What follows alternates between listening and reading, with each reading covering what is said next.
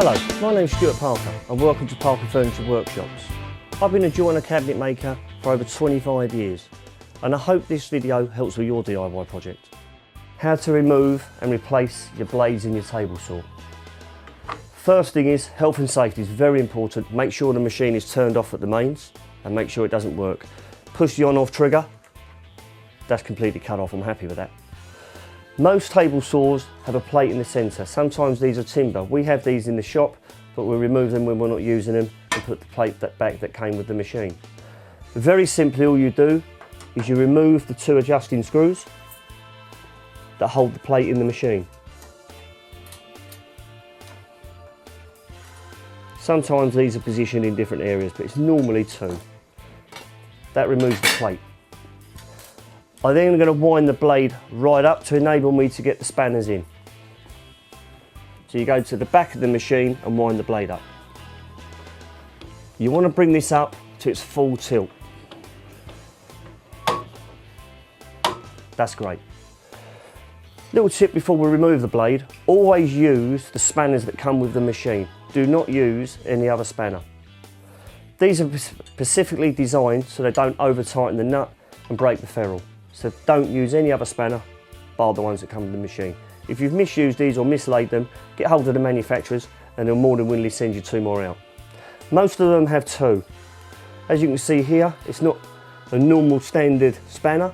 That goes over the ferrule, simply like that. That will lock it in place. Then I'll retrieve the other spanner.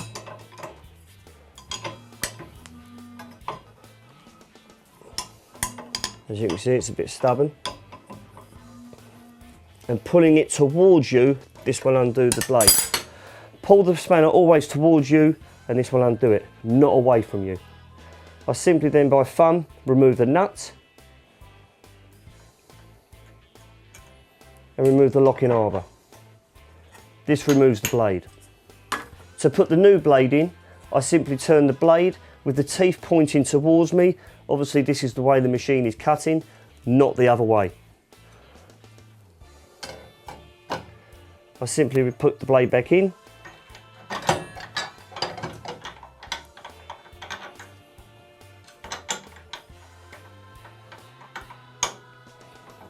A little bit tricky, but take your time. I thumb the nut on.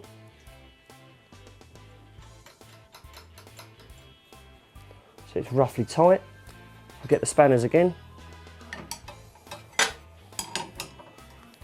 I go the opposite way, so I tighten by pushing away from me. I hold my left hand stable and push away. This now has locked the blade in position. I then put my plate back in, which we removed. Put my two screws back in. Don't over tighten these because you'll shear them off.